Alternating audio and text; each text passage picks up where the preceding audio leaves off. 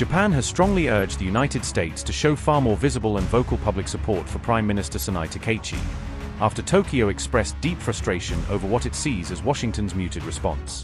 According to the Financial Times, Tokyo believes American officials have failed to offer sufficient diplomatic backing for Japan, especially at a moment when tensions with China are rapidly escalating. Japan's ambassador in Washington, Shigeo Yamada, has personally appealed to the Trump administration to raise its level of support, stressing the urgency of coordinated messaging amid rising regional risks. China has launched sharp verbal attacks on Prime Minister Takeichi, issued threats of potential economic retaliation, and even warned its citizens to avoid traveling to Japan as tensions continue to spike. Amid these diplomatic hostilities, Japan has accused Chinese fighter jets of directing dangerous fire control radar at its aircraft, escalating an already volatile military standoff. Japan's defense minister revealed that 2 separate and alarming incidents occurred near the island of Okinawa, underscoring the severity of China's increasingly aggressive maneuvers. A fire control radar lock is considered one of the most threatening actions a military aircraft can take, as it directly signals that a weapon may be preparing to engage.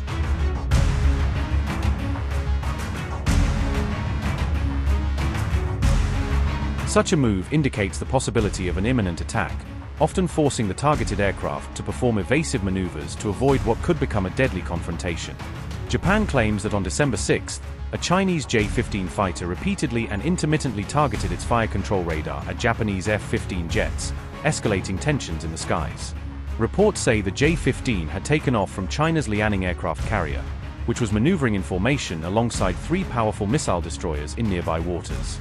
This is believed to be the first ever recorded instance of a fire control radar lock between Japanese and Chinese military aircraft, marking a dangerous new precedent.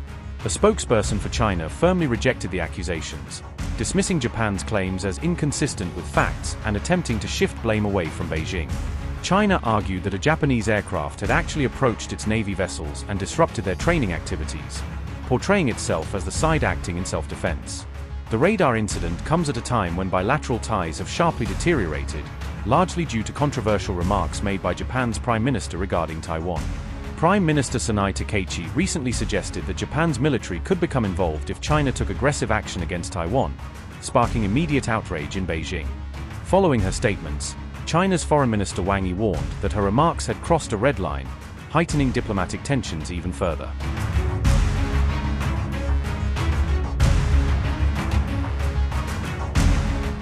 Analysts say China is seizing upon Takeichi's Taiwan comments to intensify strategic pressure on Japan, using the controversy to justify more assertive actions. According to the diplomat, Beijing has ramped up its 3 warfare strategy in response to Japan's expanding defense posture, aiming to shape global narratives. Reports note that public opinion warfare, psychological warfare, and legal warfare form the backbone of China's non-military strategy to influence rivals without direct conflict. Rooted in Sun Tzu's ancient principles, the doctrine enables China to influence outcomes and win strategic advantages without resorting to open warfare. Adopted formally in 2003, the 3 warfares framework guides both the PLA and state agencies in executing sophisticated information operations. Understanding this doctrine allows nations to anticipate China's behavior during disputes, giving them valuable insight into its strategic intentions. Public opinion warfare is designed to boost China's internal morale while simultaneously undermining the confidence and resolve of its adversaries.